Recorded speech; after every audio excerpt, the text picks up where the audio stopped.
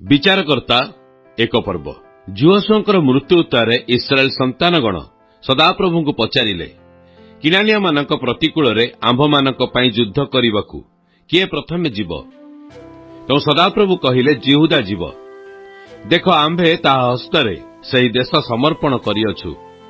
तैरे जिहुदा अपना भ्राता सिमियोन को कहला गुलीबांट क्रमे निरूपित आंभ भाग को आस आंभे माने किनानिया मान प्रतिकूल युद्ध करवा पुणी आंभे मध्य तुम्ब संगे तुम्ब भाग को जीवा। तैरे सिमियोन ता संगे गला ए उतारे जिहुदा यात्रा कला पुणी सदाप्रभु सेमानक हस्तरे किनानिय और पिरिसिय मानकु समर्पण कले। तैरे सेमाने बेशकरे सेमानकर 10,000 लोकंकु बद्ध कले पुणी सेमाने बेशकरे अदनिवेशकु पाई पुणी संगे युद्ध करी किनानिय और पिरिसिय मानकु बद्ध कले। मात्र अदनिवेशक पଳାଇଗଲା तौ सेमाने ताहा पछे गोड़ाई ताहाकु धरले और तार हस्तपादर वृद्धा आंगुली छेदन कले। एथिरे अदनिवेशक कहिला हस्तपादर छिन्न वृद्धा आंगुली 3 कोड़ी 10 राजा आंभ मेज तले आपण मानक आहार साउंटुथिले मु जेपरी कली परमेश्वर सेपरी मते प्रतिफल देले। पुणी लोकमाने ताकू जेरुसालेम को आनिले और सेठारे मला। अनंतर जिहुदा संतान माने जेरुसालेम प्रतिकूल युद्ध करी ता हस्तगत कले और खड्गधार समस्त को आघात करी अग्नि रे नगर दग्ध कले। एउतारे जिहुदा संतान माने पर्वतमय देश और दक्षिण दिग और तलभूमि रे बासकारी किनानिया मानक प्रतिकूल युद्ध करने गले। पुणी जिहुदा हिब्रोनवासी किनानी मानक विरुद्ध रे जाई सेयर को अहिमान को और तन्मलय को बध कला। पूर्वे एही हिब्रोनर नाम किरियथब थिला आउ से सेठारु दबीर निवासी मानक प्रतिकूल रे गला। पूर्वे एही दबीर नाम किरियत सेफर थिला। पुणी कालेब कहिले जे किरियत सेफर को आघात करी हस्तगत करिबो मु ताहा सहित मो कन्या अक्सार विवाह देवी। सेथिरे कालेब कोर कनिष्ठ भ्राता कंसर पुत्र अत्मिएल ता हस्तगत करन्ते ताहा सहित अपना कन्यार विवाह देले। तौ से गमन करिवा बेले अपना पिता को खंडे खेत मागिबा पई स्वामी की मनाइला। मात्र से आपे गर्दभर ओल्हाई पड़िला। एथिरे कालेब ताहाकु कहिले तुमे कौन चाह? तौ से कहिला मते एक आशीर्वाद प्रदान करंतु कारण आपण दक्षिण आड़ भूमि मते देई अछंती मध्य जल निर्झर मते दियंतु। तैरे कालेब उपरिस्थ और तलस्थ निर्झर ताहाकु देले। अनंतर मोसांकर पत्नी भ्राता केनियर संतान माने जिहुदा संतान मानक सहित खर्जूरपुरु अरादद दक्षिण दिगस्थित जिहुदा प्रांतर को उठी जाई से स्थान रे लोकमानक मध्यरे बास कले। पिणु जिहुदा अपना भ्राता सिमियोन सहित गमन कला और सेमाने सफातवासी किनानिया मानक आघात करी सेई नगर को वर्जित रूपे विनाश कले और सेई नगर नाम हर्मा हेला। जिहुदा मध्य घसा और तहिर अंचल अस्क्यूलन और तहिर अंचल पुणी इस्क्रोड और तहिर अंचल हस्तगत कला। सदाप्रभु जिहुदार सहाय थिले एणु से पर्वतमय देश निवासी मानक तड़ीदेला। मात्र से तलभूमि निवासी मानक तड़ी दे पारिला नहीं कारण सेमानकर लौह रथ थिला। पुणी सेमाने मूसांक आज्ञानुसारे कालेब को हिब्रोन देले आउ से स्थानरू अनाकर 3 पुत्र को तड़ीदेले। बिन्यामिन संतान माने जेरुसालेम निवासी जिबुसिय मानक तड़ीदेले नहीं मात्र जिबुसिय माने आजि जाए बिन्यामिन संतानगण सहित बास करुछंती। अनंतर जोसेफ वंश मध्य बैथल प्रति कूଳରେ गले पुणी सदाप्रभु सेमानक संगे संगे थिले। सेतबेले जोसेफ वंश बैथल अनुसंधान करने लोक पठाइले। पूर्वे सेई नगर नाम लूस थिला। तैरे से निरीक्षक माने से नगररू जनकु बाहर आसीबार देखि कहिले विनय करूछु से नगर रे प्रवेशिबार पथ आम्भमानकु देखाओ। ताहा कले आम्भे माने तुम प्रति सदय व्यवहार करिबा। तौ से सेमानकु नगर रे प्रवेशिबा पथ देखान्ते सेमाने खड्गधार रे से नगर आघात कले मात्र से लोककु और तार सबु वंशकु छाड़ी देले।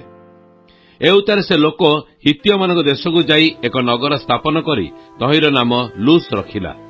तहिर सेई नाम आजि जाए अछि। आ मनसी ବୈତ୍ସାନ ଓ ତହିଁର ଉପନଗର, ତାନକ ଓ ତହିଁର ଉପନଗରବାସୀମାନଙ୍କୁ, ଦୋର ଓ ତହିଁର ଉପନଗରବାସୀମାନଙ୍କୁ, ଜିବ୍ଲିୟମ୍ ତହିଁର ଉପନଗରବାସୀମାନଙ୍କୁ, ମଗିଦୋ ଓ ତହିଁର ଉପନଗରବାସୀମାନଙ୍କୁ ତଡ଼ିଦେଲା ନାହିଁ। ତେଣୁ କିଣାନୀୟମାନେ ସେହି ଦେଶରେ ବାସ କରିବାକୁ ମନସ୍ଥ କଲେ। ଏ ଉତ୍ତାରେ ଇସ୍ରାଏଲ ପରାକ୍ରାନ୍ତ ହୁଅନ୍ତେ ସେହି କିଣାନୀୟମାନଙ୍କୁ ବେଠି କର୍ମରେ ରଖିଲେ, ମାତ୍ର ସମ୍ପୂର୍ଣ୍ଣ ରୂପେ ସେମାନଙ୍କୁ ତଡ଼ିଦେଲେ ନାହିଁ। ଆଉ ଇଫ୍ରେମ୍ ଗେସର ନିବାସୀ କିଣାନୀୟମାନଙ୍କୁ ତଡ଼ିଦେଲା ନାହିଁ। ତହିଁରେ କିଣାନୀୟମାନେ ଗେସରରେ ବାସ କଲେ।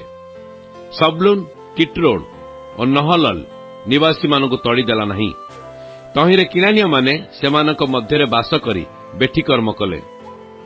ଆସେର, ଅକୋକ୍ ନିବାସୀମାନଙ୍କୁ କିଏ ବା ସିଦୋନ୍ କି ଅହଲବ ଓ ଅକ୍ସିବ୍ କି ହିଲବା କି ଅଫିକ୍ କି ରହୋବ ନିବାସୀମାନଙ୍କୁ ତଡ଼ିଦେଲା ନାହିଁ।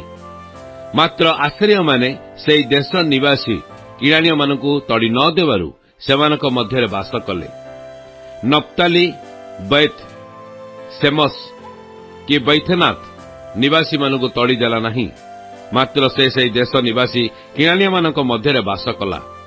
ତଥାପି ବେତ୍ ସେମସ୍ ଓ ବୈଥନାଥ ନିବାସୀମାନେ ସେମାନଙ୍କର ବେଠି କର୍ମ କଲେ। ଆଉ ଇମୋରୀୟମାନେ ଦାନ ସନ୍ତାନଗଣକୁ ପର୍ବତମୟ ଦେଶରେ ରହିବାକୁ ବାଧ୍ୟ କଲେ, ଆଉ ତଳି ଭୂମିକି ସେମାନଙ୍କୁ ଆସିବାକୁ ଦେଲେ ନାହିଁ। ମାତ୍ର ଇମୋରୀୟମାନେ ହେରସ୍ ପର୍ବତରେ, ଅୟାଲୋନରେ ଓ ସାଲବିମ୍ରେ ବାସ କରିବାକୁ ମନସ୍ଥ କଲେ। ତଥାପି ଯୋସେଫ ବଂଶର ହସ୍ତ ପ୍ରବଳ ହୁଅନ୍ତେ ସେମାନେ ବେଠି କର୍ମ କଲେ। ପୁଣି ଅକ୍ରଦିମ୍ ଘାଟି ଶୈଳଠାରୁ ଆଗକୁ ଇମୋରୀୟମାନଙ୍କର ସୀମା ଥିଲା। ବିଚାରକର୍ତ୍ତା 2 ପର୍ବ। ଅନନ୍ତର ସଦାପ୍ରଭୁଙ୍କ ଦୂତ ଗିଲଗଲରୁ ବୋଖିମ୍କୁ ଆସିଲେ। ଆଉ ସେ କହିଲେ, ଆମ୍ଭେ ତୁମ୍ଭମାନଙ୍କୁ ମିଶ୍ରରୁ ଆଣିଲୁ ଓ ଯେଉଁ ଦେଶ ଦେବା ପାଇଁ ତୁମ୍ଭମାନଙ୍କ ପୂର୍ବପୁରୁଷମାନଙ୍କ ନିକଟରେ ଶପଥ କରିଥିଲୁ ସେଠାକୁ ତୁମ୍ଭମାନଙ୍କୁ ଆଣିଅଛୁ। ପୁଣି ଆମ୍ଭେ କହିଲୁ, ଆମ୍ଭେ ତୁମ୍ଭମାନଙ୍କ ସହିତ ଆପଣା ନିୟମ ଅନନ୍ତକାଳ ପର୍ଯ୍ୟନ୍ତ ଲଙ୍ଘନ କରିବା ନାହିଁ। ଆଉ ତୁମ୍ଭେମାନେ ଏହି ଦେଶ ନିବାସୀମାନଙ୍କ ସହିତ କୌଣସି ନିୟମ ସ୍ଥିର କରିବ ନାହିଁ। ତୁମ୍ଭେମାନେ ସେମାନଙ୍କର ଯଜ୍ଞବେଦୀ ସକାଳ ଭାଙ୍ଗି ପକାଇବ। ମାତ୍ର ତୁମ୍ଭେମାନେ ଆମ୍ଭ ରବ ଶୁଣି ନାହଁ, କିହେତୁ ତୁମ୍ଭେମାନେ ଏହି କର୍ମ କରିଅଛ। ଏଥିପାଇଁ ଆମେ ମଧ୍ୟ କହିଲୁ, ଆମ୍ଭେ ତୁମମାନଙ୍କ ସମ୍ମୁଖରୁ ସେମାନଙ୍କୁ ଘଉଡ଼ାଇ ଦେବା ନାହିଁ। ମାତ୍ର ସେମାନଙ୍କ ପାର୍ଶ୍ୱରେ କଣ୍ଟକ ସ୍ୱରୂପ ଓ ସେମାନଙ୍କ ଦେବତାମାନେ ତୁମମାନଙ୍କ ପ୍ରତି ଫାନ୍sh ସ୍ୱରୂପ ହେବେ। ଯେତେବେଳେ ସଦାପ୍ରଭୁଙ୍କ ଦୂତ ଇସ୍ରାଏଲର ସମସ୍ତ ସନ୍ତାନମାନଙ୍କୁ ଏହି କଥା କହିଲେ, ସେତେବେଳେ ଲୋକମାନେ ରବ ଉଠାଇ ରୋଦନ କଲେ। ଏ ନିମନ୍ତେ ସେମାନେ ସେହି ସ୍ଥାନର ନାମ ବୋଖିମ୍ ରୋଦନକାରୀ ରଖିଲେ। ପୁଣି ସେମାନେ ସେଠାରେ ସଦାପ୍ରଭୁଙ୍କ ଉଦ୍ଦେଶ୍ୟରେ ବଳିଦାନ କଲେ। ଯୋଶୁଆ ଆପଣା ନିକଟରୁ ଲୋକମାନଙ୍କୁ ବିଦାୟ କଲା ଉତ୍ତାରେ ଇସ୍ରାଏଲ ସନ୍ତାନମାନଙ୍କର ପ୍ରତ୍ୟେକ ଅଧିକାର କରିବା ନିମନ୍ତେ ଆପଣା ଆପଣା ଦେଶକୁ ଗଲେ।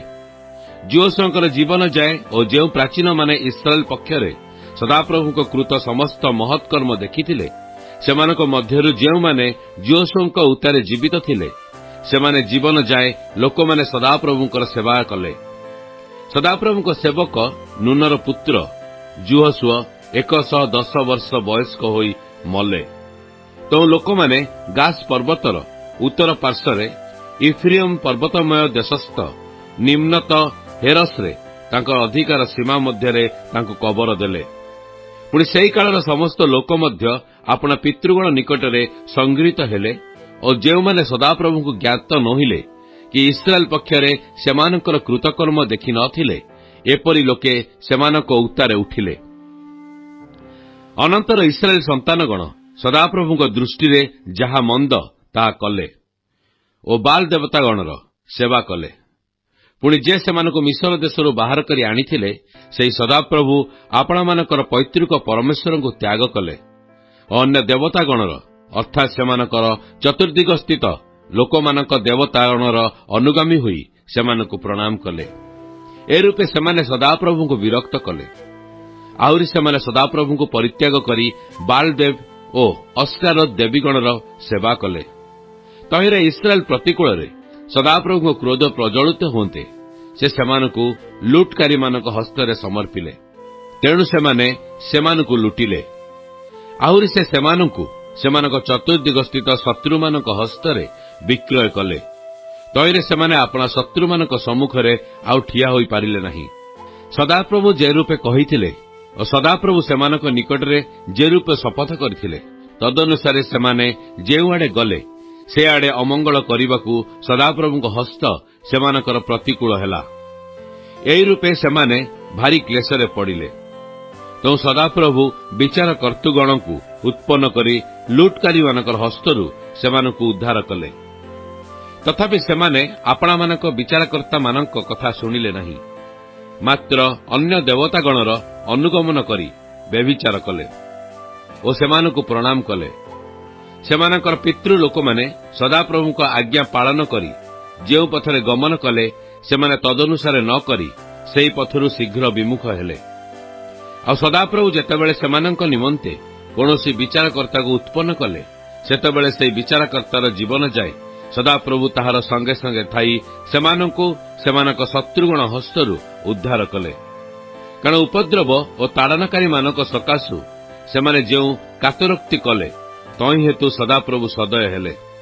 ମାତ୍ର ସେ ବିଚାରକର୍ତ୍ତାର ମୃତ୍ୟୁ ହୁଅନ୍ତେ ସେମାନେ ପୁନର୍ବାର ଫେରି ସେମାନଙ୍କ ପିତୃଲୋକଙ୍କ ଅପେକ୍ଷା ଅଧିକ ଭ୍ରଷ୍ଟାଚରଣ କଲେ ଓ ଅନ୍ୟ ଦେବତାଗଣର ସେବା କରି ଓ ସେମାନଙ୍କୁ ପ୍ରଣାମ କରି ସେମାନଙ୍କର ଅନୁଗାମୀ ହେଲେ। ସେମାନେ ଆପଣା ଆପଣା କ୍ରିୟାରୁ ଓ ଅବାଧ୍ୟତାରୁ ମାର୍ଗରୁ କ୍ଷାନ୍ତ ହେଲେ ନାହିଁ। ଏହେତୁ ଇସ୍ରାଏଲ ପ୍ରତିକୂଳରେ ସଦାପ୍ରଭୁଙ୍କ କ୍ରୋଧ ପ୍ରଜ୍ୱଳିତ ହେଲା। ପୁଣି ସେ କହିଲେ, ଆମ୍ଭେ ଏହି ଲୋକମାନଙ୍କ ପୂର୍ବପୁରୁଷଗଣକୁ ଯେଉଁ ନିୟମ ଆଜ୍ଞା କରିଥିଲୁ, ତାହା ଏମାନେ ଲଙ୍ଘନ କରିଅଛନ୍ତି ଓ ଆମ୍ଭର ରବ ଶୁଣୁନାହାନ୍ତି।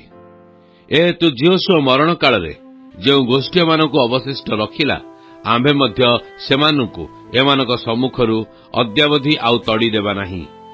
ଯେପରି ଏମାନଙ୍କ ପିତୃଲୋକମାନେ ସଦାପ୍ରଭୁଙ୍କ ମାର୍ଗ ରକ୍ଷା କରିଥିଲେ, ସେପରି ଏମାନେ ତହିଁରେ ଗମନ କରି ତାହା ରକ୍ଷା କରିବେ କି ନାହିଁ, ଏ ବିଷୟରେ ସେହି ଗୋଷ୍ଠୀମାନଙ୍କ ଦ୍ୱାରା ଆମ୍ଭେ ଇସ୍ରାଏଲକୁ ପରୀକ୍ଷା କରିବା।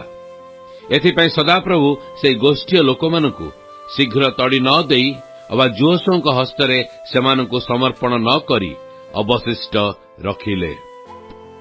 ବିଚାରକର୍ତ୍ତା 3 ପର୍ବ। ଇସ୍ରାଏଲ ମଧ୍ୟରେ ଯେଉଁମାନେ କିଣାନୀୟ ଦେଶୀୟ ଯୁଦ୍ଧ ସକଳ ଜାଣିନଥିଲେ, ସେହି ଲୋକମାନଙ୍କୁ ପରୀକ୍ଷା କରିବା ନିମନ୍ତେ ଓ ଇସ୍ରାଏଲ ସନ୍ତାନଗଣର ପୁରୁଷ ପରମ୍ପରାକୁ ଶିକ୍ଷା ଦେବା ନିମନ୍ତେ, ଅର୍ଥାତ୍ ଯେଉଁମାନେ ଆଗେ ଯୁଦ୍ଧ ଜାଣି ନ ଥିଲେ ସେମାନଙ୍କୁ ତାହା ଶିଖାଇବା ପାଇଁ ସଦାପ୍ରଭୁ ଏହି ଗୋଷ୍ଠୀୟ ଲୋକମାନଙ୍କୁ ଅବଶିଷ୍ଟ ରଖିଲେ, ଯଥା ପଲେଷ୍ଟିୟମାନଙ୍କ 5 ଅଧିପତି, ପୁଣି ବାଲ୍ ହର୍ମୋନ ପର୍ବତଠାରୁ ହମାତରେ ପ୍ରବେଶିବା ପଥ ପର୍ଯ୍ୟନ୍ତ ଲିବାନନ ପର୍ବତ ନିବାସୀ ସମସ୍ତ କିଣାନୀୟ ଓ ସିଦିଓନୀୟ ଓ ହିଦୀୟ ଲୋକ। ଏମାନଙ୍କ ଦ୍ୱାରା ଇସ୍ରାଏଲକୁ ପରୀକ୍ଷା କରିବା ନିମନ୍ତେ, ଅର୍ଥାତ୍ ସଦାପ୍ରଭୁ ସେମାନଙ୍କ ପିତୃଲୋକଙ୍କୁ ମୋଶାଙ୍କ ଦ୍ୱାରା ଯେ ଯେ ଆଦେଶ କରିଥିଲେ, ତାହା ସବୁ ସେମାନେ ଶୁଣିବେ କି ନାହିଁ, ଏହା ଜାଣିବା ନିମନ୍ତେ ଅବଶିଷ୍ଟ ରଖାଗଲେ। ଏ ଉତ୍ତାରେ ଇସ୍ରାଏଲ ସନ୍ତାନଗଣ ହିତୀୟ ଓ ଇମୋରୀୟ ଓ ପିରିସୀୟ ଓ ହିଦୀୟ ଓ ଜିବୁସୀୟ ଓ କିଣାନୀୟ ଲୋକମାନଙ୍କ ମଧ୍ୟରେ ବାସ କଲେ। ପୁଣି ସେମାନେ ସେମାନଙ୍କ କନ୍ୟାଗଣକୁ ଆପଣାମାନଙ୍କ ଭାର୍ଯ୍ୟା ରୂପେ ଗ୍ରହଣ କଲେ ଓ ଆପଣା ଆପଣା କନ୍ୟାମାନଙ୍କୁ ସେମାନଙ୍କ ପୁତ୍ରଗଣକୁ ଦେଲେ, ଆଉ ସେମାନଙ୍କ ଦେବତାମାନଙ୍କର ସେବା କଲେ। ଅନନ୍ତର ଇସ୍ରାଏଲ ସନ୍ତାନଗଣ ସଦାପ୍ରଭୁଙ୍କ ଦୃଷ୍ଟିରେ ଯାହା ମନ୍ଦ ତାହା କଲେ ଓ ସଦାପ୍ରଭୁ ସେମାନଙ୍କ ପରମେଶ୍ୱରଙ୍କୁ ପାଶୋରି ବାଲ୍ ଦେବତାଗଣର ଓ ଆସେରା ଦେବୀଗଣର ସେବା କଲେ। ତହିଁରେ ଇସ୍ରାଏଲ ପ୍ରତି ସଦାପ୍ରଭୁଙ୍କ କ୍ରୋଧ ପ୍ରଜ୍ୱଳିତ ହୁଅନ୍ତେ ସେ ଅରାମ ନହରିୟମ ରାଜା କୁଶନ ରିସିୟାଥିମ୍ର ହସ୍ତରେ ସେମାନଙ୍କୁ ବିକ୍ରୟ କଲେ। ତେଣୁ ଇସ୍ରାଏଲ ସନ୍ତାନଗଣ 8 ବର୍ଷ ପର୍ଯ୍ୟନ୍ତ ସେହି କୁଶନ ରିସିୟାଥିୟମ ସେବା କଲେ। ଏ ଉତ୍ତାରେ ଇସ୍ରାଏଲ ସନ୍ତାନଗଣ ସଦାପ୍ରଭୁଙ୍କ ନିକଟରେ କ୍ରନ୍ଦନ କରନ୍ତେ ସଦାପ୍ରଭୁ ଇସ୍ରାଏଲ ସନ୍ତାନଗଣ ପାଇଁ କାଲେବଙ୍କର କନିଷ୍ଠ ଭ୍ରାତା କନସର ପୁତ୍ର ଅତ୍ନିଏଲକୁ ଉଦ୍ଧାରକର୍ତ୍ତା ରୂପେ ଉତ୍ପନ୍ନ କଲେ ଓ ସେ ସେମାନଙ୍କୁ ଉଦ୍ଧାର କଲେ। ପୁଣି ସଦାପ୍ରଭୁଙ୍କ ଆତ୍ମା ତାଙ୍କଠାରେ ଅଧିଷ୍ଠିତ ହୁଅନ୍ତେ ସେ ଇସ୍ରାଏଲର ବିଚାର କଲେ ଓ ସେ ଯୁଦ୍ଧ କରିବା ନିମନ୍ତେ ବାହାରିଲେ। ଆଉ ସଦାପ୍ରଭୁ ସେହି ଅରାମୀୟ ରାଜା କୁଶନ ରିସିୟାଥିମ୍କୁ ତାହା ହସ୍ତରେ ସମର୍ପଣ କଲେ। ପୁଣି କୁଶନ ରିସିୟାଥିମ୍ ଉପରେ ତାହାର ହସ୍ତ ପ୍ରବଳ ହେଲା। ତହିଁରେ 40 ବର୍ଷ ପର୍ଯ୍ୟନ୍ତ ଦେଶ ବିଶ୍ରାମ ପାଇଲା। ଏ ଉତ୍ତାରେ କନସର ପୁତ୍ର ଅତ୍ନିଏଲ ମଲା। ଅନନ୍ତର ଇସ୍ରାଏଲ ସନ୍ତାନଗଣ ସଦାପ୍ରଭୁଙ୍କ ଦୃଷ୍ଟିରେ ଯାହା ମନ୍ଦ ତାହା ପୁନର୍ବାର କଲେ। ଏହେତୁ ସଦାପ୍ରଭୁଙ୍କ ଦୃଷ୍ଟିରେ ଯାହା ମନ୍ଦ ତାହା ସେମାନେ କରିବାରୁ ସଦାପ୍ରଭୁ ଇସ୍ରାଏଲ ପ୍ରତିକୂଳରେ ମୋଆବର ରାଜା ଇଗ୍ଲୋନକୁ ସବଳ କଲେ। ତହୁଁ ସେ ଅମନ ଓ ଅମାଲେକ ସନ୍ତାନଗଣକୁ ଆପଣା ନିକଟରେ ଏକତ୍ର କଲା ଓ ସେ ଯାଇ ଇସ୍ରାଏଲକୁ ଆଘାତ କରି ଖର୍ଜୁରପୁରରୁ ଅଧିକାର କଲା।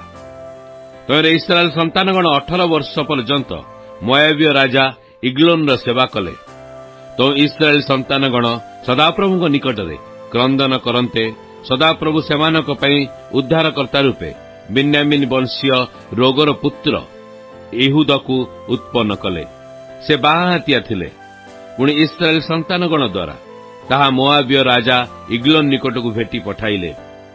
ତହିଁରେ ଏହୁଦ ଆପଣା ନିମନ୍ତେ ଏକ ହସ୍ତ ଦୀର୍ଘ ଦ୍ୱିଧାର ଖଡ୍ଗ ନିର୍ମାଣ କରାଇ ଆପଣା ଦକ୍ଷିଣ ଜଙ୍ଘରେ ବସ୍ତ୍ର ଭିତରେ ବାନ୍ଧିଲେ।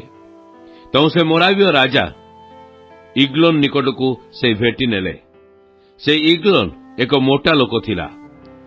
ଆଉ ସେ ଭେଟି ଦେଇ ସାରିବା ଉତ୍ତାରେ ଭେଟି ଦ୍ରବ୍ୟବାହକ ଲୋକମାନଙ୍କୁ ପଠାଇଦେଲେ। ମାତ୍ର ସେ ଆପେ ଗିଲଗଲସ୍ଥ ପଥର ଖଣିଠାରୁ ବାହୁଡ଼ି ଆସି କହିଲେ, ହେ ରାଜନ, ଆପଣଙ୍କ ନିକଟରେ ମୋହର ଏକ ଗୁପ୍ତ କଥା ଅଛି। ତେବେ ରାଜା କହିଲା, ତୁନି ହୋଇଥାଅ। ତୁ ତାହା ନିକଟରେ ଠିଆ ହେବାର ସମସ୍ତ ଲୋକ ତାହା ଛାମୁରୁ ବାହାରିଗଲେ। ଏଥିରେ ଏହୁଦ ତାହା ନିକଟକୁ ଗଲେ।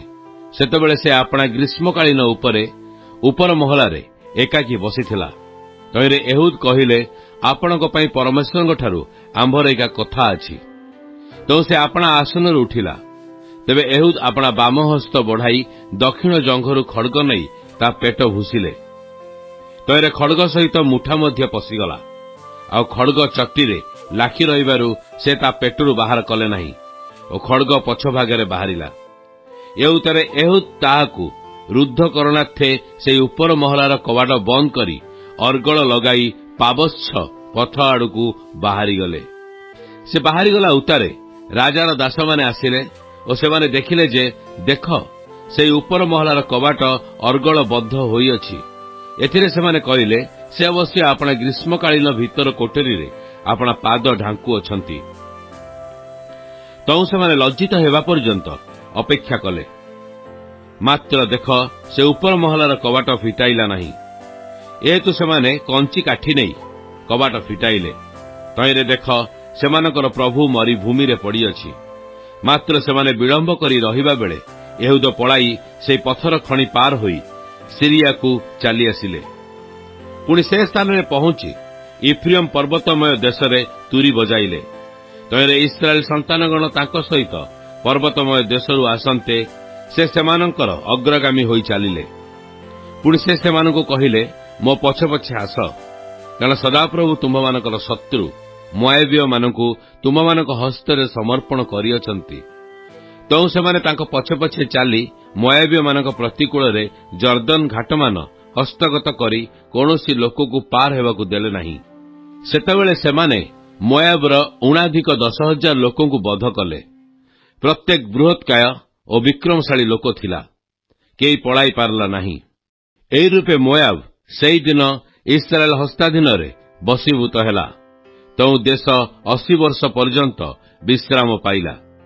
ଆଉ ତାହାର ଉତ୍ତାରେ ଅନାତର ପୁତ୍ର ସମଗର ବିଚାରକର୍ତ୍ତା ହେଲେ। ସେ ପଲେଷ୍ଟୀୟ 600 ଲୋକଙ୍କୁ ଗୋକଣ୍ଟକ ପାଞ୍ଚଣ ଦ୍ୱାରା ବଧ କଲେ। ସେ ମଧ୍ୟ ଇସ୍ରାଏଲର ଏକ ଉଦ୍ଧାରକର୍ତ୍ତା ଥିଲେ। ବିଚାରକର୍ତ୍ତା 4 ପର୍ବ। ଅନନ୍ତର ଏହୁଦଙ୍କର ମୃତ୍ୟୁ ଉତ୍ତାରେ ଇସ୍ରାଏଲ ସନ୍ତାନଗଣ ସଦାପ୍ରଭୁଙ୍କ ଦୃଷ୍ଟିରେ ଯାହା ମନ୍ଦ ତାହା ପୁନର୍ବାର କଲେ। ତହିଁରେ ସଦାପ୍ରଭୁ ହାତ୍ସୋରରେ ରାଜତ୍ୱକାରୀ କିନାନୀୟ ରାଜା ଜାବିନ୍ର ହସ୍ତରେ ସେମାନଙ୍କୁ ବିକ୍ରୟ କଲେ।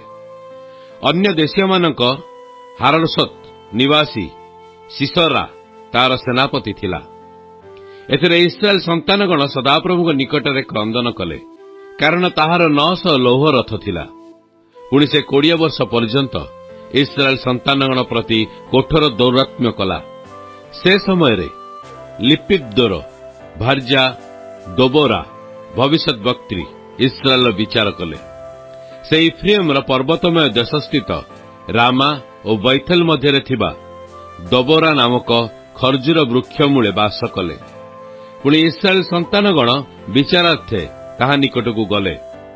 आउ से लोक पठाई केदस नप्तालीरु अबिनोन्मियर पुत्र बारक को डकाई कहिले, सदाप्रभु इस्राएल परमेश्वर की आज्ञा देई कहि नाहंती जे ताबोर पर्वत को जाओ, पुणी आपणा संगे नप्ताली संतान और सबलून संतानगणर 10,000 लोकों को कढ़ाई नियो।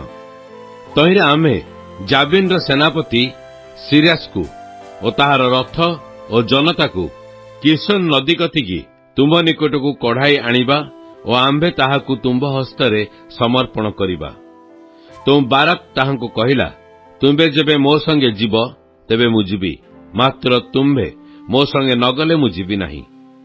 एथिरे से कहिले मु निश्चय तुंब संगे जीवी, तथापि एई यात्रारे तुमर जस हेब नाही, कारण सदाप्रभु सिरास को एक स्त्री हस्तरे विक्रय करिवे। ए उतरे दबोरा उठी बारक संगरे केदस को गले। पुणी बारक सबलून और नप्ताली की एकत्रे केदस को डकाइला।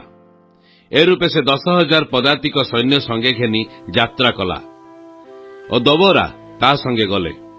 से समय केन्य हेबर केन्य मानक ठारू अर्थात मूसांक पत्नी भ्राता हेबर संतान मानक ठारू पृथक होई केदेश निकटवर्ती सालमनीरे थिबा अलन वृक्ष पर्यंत तंबू स्थापन करिथिला।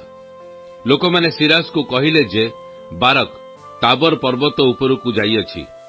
तरे सिरास अपना 900 लौह रथजाक और अन्य देशीय मानक हारस्वत ठारू किशन नदी पर्यंत अपना संगी समस्त लोकों को एकत्र कला। सेतबेले दोबरा बारक को कहिले, उठ, कारण आज सदाप्रभु सिरास को तुम हस्तरे समर्पण करिवार दिन। सदाप्रभु की तुमर अग्रगामी होई जाई नाहांती। तैले बारक और ताहा पछे पछे 10,000 लोक ताबर पर्वतरू ओह्लाई गले। तो सदाप्रभु बारक सम्मुखरे सीसर को और ताहार समस्त रथ और ताहार सैन्य समूह को खड्ग मुखरे अस्तव्यस्त कले। एथिरे सीसरा रथरू ओह्लाई पादगति पड़ाइला, मात्र बारक अन्य देशीय मानक हर्षद पर्यंत समस्त रथ और सैन्य पछे पछे गोड़ाइला। तैरे सीसरार समस्त सैन्य खड्गर मुखरे पतित हेले, जणे अवशिष्ट रहिला नाही। तथापि सीसरा पादगति पड़ाई से केन्य हेबरर भार्या जाएलर तंबू आड़कू गला, कारण से समय हार्सर राजा जाबिन और केन्य हेबर वंश मध्य ऐक्य थिला। एथिरे जाएल सीसारा को भेटी बाहर जाई ताहाकू कहिला, हे मोहर प्रभु, भीतर को आसंतु, मो कतिके आसंतु, भय न करंतु। तैरे से ता आड़कू फेरी तंबू भीतर को जाते से एक कंबल ताहाकू घोड़ाई रखिला। सेतबेले सीसरा ताहाकू कहिला, मते टिके जल पिया ना, मु तृषित अटे। तैरे से दुग्ध कुंपा फिटाई पान करने देई ताकू घोड़ाई रखिला।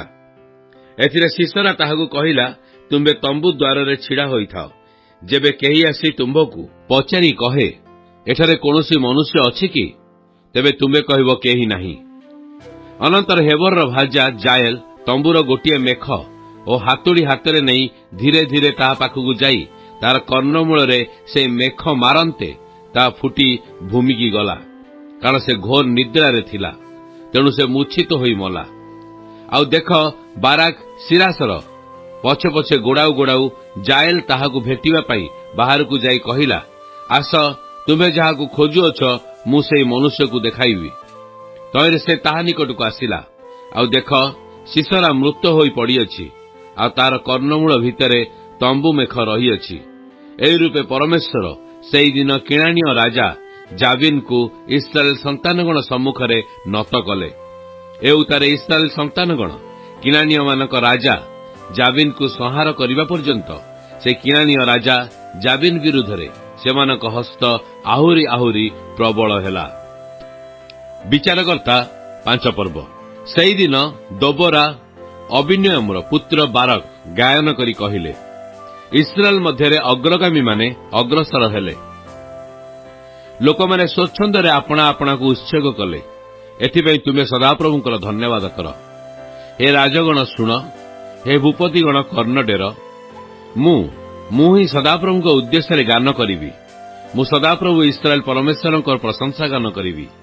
हे ସଦାପ୍ରଭୁ, ତୁମେ ସେଇରୁ ବାହାରିବା ବେଳେ, ତୁମେ ଇଦମ କ୍ଷେତ୍ରରୁ ଯାତ୍ରା କରିବା ବେଳେ ପୃଥିବୀ କମ୍ପିଲା, ଆକାଶ ମଧ୍ୟ ବିନ୍ଦୁପାତ କଲା। ହଁ, ମେଘମାଳା ଜଳପାତ କଲା। ସଦାପ୍ରଭୁଙ୍କ ସମ୍ମୁଖରେ ପର୍ବତମାନ କମ୍ପମାନ ହେଲେ। ସଦାପ୍ରଭୁ ଇସ୍ରାଏଲର ପରମେଶ୍ୱରଙ୍କ ସମ୍ମୁଖରେ ସିନୟ ମଧ୍ୟ କମ୍ପମାନ ହେଲା। ଅନାତର ପୁତ୍ର ସମଗର ସମୟରେ, ଜାଏଲ ସମୟରେ ରାଜପଥ ସକଳ ଶୂନ୍ୟ ଥିଲା ଓ ପଥିକମାନେ ବକ୍ର ଉପପଥ ଦେଇ ଗମନ କଲେ। ଇସ୍ରାଏଲ ମଧ୍ୟରେ ଶାସନକର୍ତ୍ତାଗଣ ଶୂନ୍ୟ ଥିଲେ। ମୁଁ ଦବରା ଉତ୍ପନ୍ନ ହେବା ପର୍ଯ୍ୟନ୍ତ, ମୁଁ ଇସ୍ରାଏଲ ମଧ୍ୟରେ ମାତୃତୁଲ୍ୟ ଉତ୍ପନ୍ନ ହେବା ପର୍ଯ୍ୟନ୍ତ ସେମାନେ ଶୂନ୍ୟ ଥିଲେ। ସେମାନେ ନୂତନ ଦେବତାମାନଙ୍କୁ ମନୋନୀତ କଲେ, ତେଣୁ ନଗର ଦ୍ୱାର ସବୁରେ ଯୁଦ୍ଧ ହେଲା। ଇସ୍ରାଏଲ ମଧ୍ୟରେ 40,000 ଲୋକମାନଙ୍କ ମଧ୍ୟରେ କି ଗୋଟିଏ ଢାଲ ଅବା ବର୍ଚ୍ଛା ଦେଖାଗଲା। ଲୋକମାନଙ୍କ ମଧ୍ୟରେ ଲୋକମାନଙ୍କୁ ସ୍ୱଚ୍ଛନ୍ଦରେ ଉତ୍ସର୍ଗକାରୀ ଇସ୍ରାଏଲର ଶାସନକର୍ତ୍ତାମାନଙ୍କ ଆଡ଼େ ମୋର ହୃଦୟ ଅଛି। ତୁମେମାନେ ସଦାପ୍ରଭୁଙ୍କ ଧନ୍ୟବାଦ କର।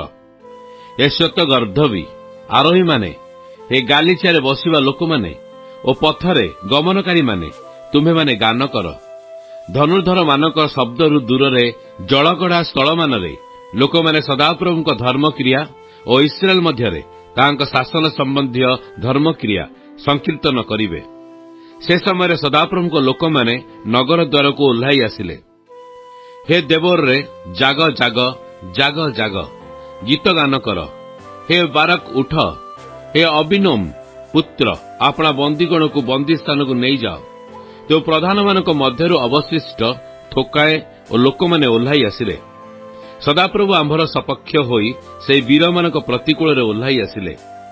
ଅମାଲେକ ଦେଶରେ ଯେଉଁମାନଙ୍କର ମୂଳ ଥିଲା, ସେମାନେ ଇଫ୍ରେମରୁ ଆସିଲେ।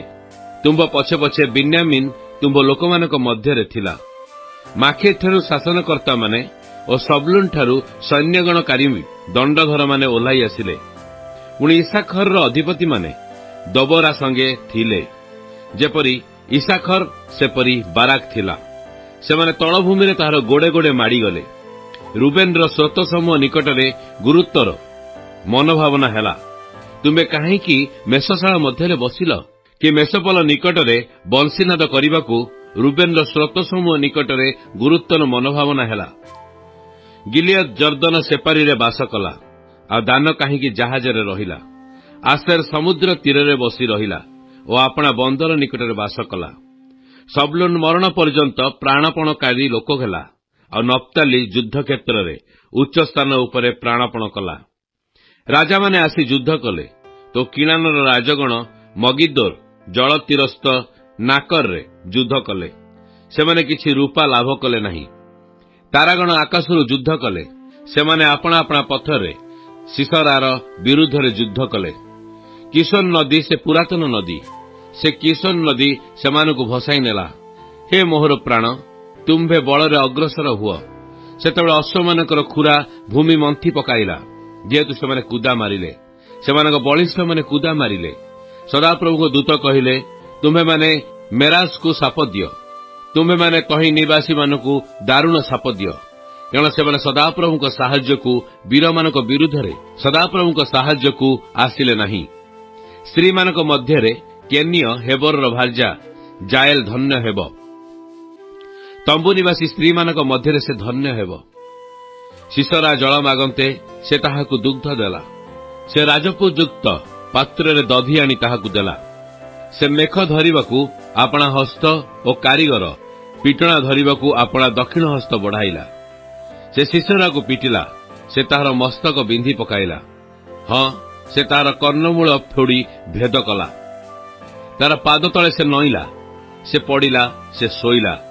ତାର ପାଦ ତଳେ ସେ ନଇଁଲା, ସେ ପଡ଼ିଲା, ଯେଉଁଠାରେ ସେ ନଇଁଲା ସେଇଠାରେ ସେ ହତ ହୋଇ ପଡ଼ିଲା। ସିସରାର ମାତା ଝରକା ଦେଇ ଚାହିଁ ଚାହିଁ ଡାକି କହିଲା, ସେ ଜାଲି ପରଦା ଦେଇ ଡାକି କହିଲା, ତାହାର ରଥ ଆସିବାକୁ କାହିଁକି ଏତେ ବିଳମ୍ବ କରୁଛି? ତାର ରଥଚକ୍ର କାହିଁକି ପଛେ ପଡ଼ୁଅଛି? ତାର ଜ୍ଞାନବତୀ ସହଚରୀମାନେ ତାହାକୁ ଉତ୍ତର ଦେଲେ, ହଁ, ସେ ମଧ୍ୟ ଆପେ ଆପଣାକୁ ଉତ୍ତର ଦେଇ କହିଲା। ସେମାନେ କି ଲୁଟ୍ ପାଇନାହାନ୍ତି? ସେମାନେ କି ବିଭାଗ କରିନାହାନ୍ତି? ପ୍ରତ୍ୟେକ ପୁରୁଷ ପାଇଁ ଏକ କାମିନୀ କିମ୍ବା ଦୁଇ କାମିନୀ। ସିସରା ପାଇଁ ନାନା ବର୍ଣ୍ଣର ଲୁଟ୍, ନାନା ବର୍ଣ୍ଣର ସୂଚିକର୍ମ ନିର୍ମିତ ଚିତ୍ରିତ ବସ୍ତ୍ରର ଲୁଟ୍, ଲୁଟିତମାନଙ୍କ କଣ୍ଠରୁ ଦୁଇ ପାଖରେ ସୂଚିତ କର୍ମ ନିର୍ମିତ ନାନା ରଙ୍ଗର ଚିତ୍ରିତ ବସ୍ତ୍ର। ହେ ସଦାପ୍ରଭୁ, ତୁମର ସମସ୍ତ ଶତ୍ରୁ ଏହି ରୂପେ ବିନଷ୍ଟ ହେଉନ୍ତୁ। ମାତ୍ର ତାହାଙ୍କ ପ୍ରେମକାରୀମାନେ ସ୍ୱପରାକ୍ରମରେ ଗତିକାରୀ ସୂର୍ଯ୍ୟ ତୁଲ୍ୟ ହେଉନ୍ତୁ। ଏ ଉତ୍ତାରେ 40 ବର୍ଷ ପର୍ଯ୍ୟନ୍ତ ଦେଶ ବିଶ୍ରାମ ପାଇଲା। ଗୁଡ୍ ମର୍ଣ୍ଣିଂ, ପ୍ରେଜ୍ ଦ ଲର୍ଡ। ଆଜି ବାଇବଲ ପଠନ ଦିନ ସଂଖ୍ୟା 46, ଗୁରୁବାର। ଆଜି ଆମ୍ଭେମାନେ ବିଚାରକର୍ତ୍ତା 1 ପର୍ବ ଠାରୁ 5 ପର୍ବ ପର୍ଯ୍ୟନ୍ତ ପାଠ କରିଅଛୁ। ଆସନ୍ତୁ ଆଜିର ପଠିତ ଶାସ୍ତ୍ରାଂଶର ସାରାଂଶକୁ ଚିନ୍ତା କରିବା। ବିଚାରକର୍ତ୍ତା ପୁସ୍ତକକୁ ଆମେ କିପରି ପାଠ କରିବା ଉଚିତ? ସର୍ବପ୍ରଥମେ ବିଚାରକର୍ତ୍ତା ପୁସ୍ତକକୁ ପାଠ କରିବା ସମୟରେ ଏହା ମନେ ରଖିବା ଉଚିତ ଯେ ଲେବୀୟ ଗୋଷ୍ଠୀକୁ କୌଣସି ଭୂମିର ଅଂଶ ଦିଆଯାଇ ନାହିଁ। ଲେବୀୟ ଗୋଷ୍ଠୀ ସାରା ଦେଶ ମଧ୍ୟରେ 48 ଗୋଟି ନଗର ମଧ୍ୟରେ ବାଣ୍ଟି ହୋଇ ବସବାସ କରୁଥିଲେ। ସେମାନେ ମୋଶେଙ୍କ ଲିଖିତ 5ଟି ପୁସ୍ତକକୁ, ଯାହାକୁ ପେଣ୍ଟାଟ୍ୟୁକ୍ କୁହାଯାଏ, ପାଠ କରି ଲୋକମାନଙ୍କୁ ଈଶ୍ୱରଙ୍କ ବାକ୍ୟ ମଧ୍ୟରେ କଢ଼ାଇ ନେବା ସେମାନଙ୍କର ଉଚିତ ଥିଲା। ଯେହେତୁ କୌଣସି ଦେଶ ପାଇଁ ଆବଶ୍ୟକୀୟ 3ଟି ଉପାଦାନ ଯଥା ଲୋକ, ବ୍ୟବସ୍ଥା ଓ ଭୂମି ବା ଦେଶ ବର୍ତ୍ତମାନ ଉପଲବ୍ଧ ରହିଛି, ତେଣୁ ବର୍ତ୍ତମାନ ଠାରୁ ଦେଶଟି ଈଶ୍ୱରଙ୍କ ଇଚ୍ଛା ଅନୁସାରେ ପରିଚାଳିତ ହେବା ଆବଶ୍ୟକ। ତୁମ୍ଭେମାନେ ଗୋଟିଏ ଆଦର୍ଶ ଦେଶ, ଯାଜକମାନଙ୍କ ଦେଶ ଓ ଈଶ୍ୱରଙ୍କ ଗୋଟିଏ ଆଦର୍ଶ ଦେଶ। ଏହା ଥିଲା ଇସ୍ରାଏଲ ଲୋକମାନଙ୍କ ପାଇଁ ଗୋଟିଏ ଅତ୍ୟାବଶ୍ୟକୀୟ ଆଦେଶ। ପରବର୍ତ୍ତୀ ପିଢ଼ି ଅର୍ଥାତ୍ ଆଗାମୀ ପିଢ଼ି ନିକଟରେ ଏହି ଦର୍ଶନକୁ ବାଣ୍ଟିବା ଓ ସମସ୍ତ ଜାତିର ଲୋକମାନଙ୍କ ପାଇଁ ଆଶୀର୍ବାଦର କାରଣ ହେବା ହିଁ ହେଉଛି ଇସ୍ରାଏଲର ପ୍ରକୃତ ଉଦ୍ଦେଶ୍ୟ ଓ ମିଶନ ତଥା କାର୍ଯ୍ୟ। ଲେବୀୟ ଗୋଷ୍ଠୀ ବା ବଂଶର ଦାୟିତ୍ୱ ହେଉଛି ଲୋକମାନଙ୍କୁ ଏହି ମିଶନ ବିଷୟରେ ଶିକ୍ଷା ଦେବା ଓ ଅବଶିଷ୍ଟ ଲୋକମାନଙ୍କର ଦାୟିତ୍ୱ ହେଉଛି ଲେବୀୟ ଗୋଷ୍ଠୀର ସମସ୍ତ ଆବଶ୍ୟକତାକୁ ପୂରା କରିବା। କିନ୍ତୁ ଏହା ଯେ ପ୍ରକାର ହେବା ଆବଶ୍ୟକ ଥିଲା, ଫଳାଫଳ କିନ୍ତୁ ତାହାର ସମ୍ପୂର୍ଣ୍ଣ ଭିନ୍ନ ରହିଲା। ଜିୟୋଶୁଆଙ୍କର ମୃତ୍ୟୁ ହେବା ସଙ୍ଗେ ସଙ୍ଗେ ଲୋକମାନେ ଈଶ୍ୱରଙ୍କ ବିଦ୍ରୋହାଚରଣ କଲେ ଓ ତାହାଙ୍କୁ ପରିତ୍ୟାଗ କରି ବାଲ ଓ ଆଶେରା ଦେବାଦେବୀମାନଙ୍କର ସେବା କରିବାକୁ ଲାଗିଲେ। ଏହା ଥିଲା ବିଚାରକର୍ତ୍ତାମାନଙ୍କ ସମୟର ଆରମ୍ଭ। ଇସ୍ରାଏଲ ଲୋକମାନେ ବସବାସ କରୁଥିବା ଦେଶରୁ ବିତାଡ଼ିତ ହୋଇଥିବା ମୂଳବାସୀମାନଙ୍କର ପାଲଟା ଆକ୍ରମଣର ସମ୍ମୁଖୀନ ହେବାରୁ ଇସ୍ରାଏଲମାନେ ସେମାନଙ୍କ ଜିହୋବା ପରମେଶ୍ୱରଙ୍କୁ ଅନ୍ୱେଷଣ କଲେ ଓ ତାଙ୍କ ପ୍ରତି କ୍ରନ୍ଦନ କଲେ ଏବଂ ଈଶ୍ୱର ପ୍ରତ୍ୟେକ ସମୟରେ ସେମାନଙ୍କୁ ଉଦ୍ଧାର କରିବା ପାଇଁ ବିଚାରକର୍ତ୍ତାମାନଙ୍କୁ ଉଠାଇଲେ। ଅତନିଏଲ, ଇହୁଦ, ସମଗର ଏବଂ ଜଣେ ମହିଳା ବିଚାରକର୍ତ୍ତା ଦବୋରା ଇତ୍ୟାଦି ଏହିମାନେ ଈଶ୍ୱରଙ୍କ ଦ୍ୱାରା ନିଯୁକ୍ତ ବିଚାରକର୍ତ୍ତା, ଯିଏ ଉଠି ଇସ୍ରାଏଲୀୟମାନଙ୍କୁ ଉଦ୍ଧାର କଲେ। ଖ୍ରୀଷ୍ଟଙ୍କ ଠାରେ ଏକତ୍ର। ଆହା, ଏହା କି ଆଶୀର୍ବାଦର ବିଷୟ ଅଟେ। ଏହା ଥିଲା ଆଜିର ସାରାଂଶ। ପ୍ରଭୁ ଆମ ପ୍ରତ୍ୟେକଙ୍କୁ ଆଶୀର୍ବାଦ କରନ୍ତୁ।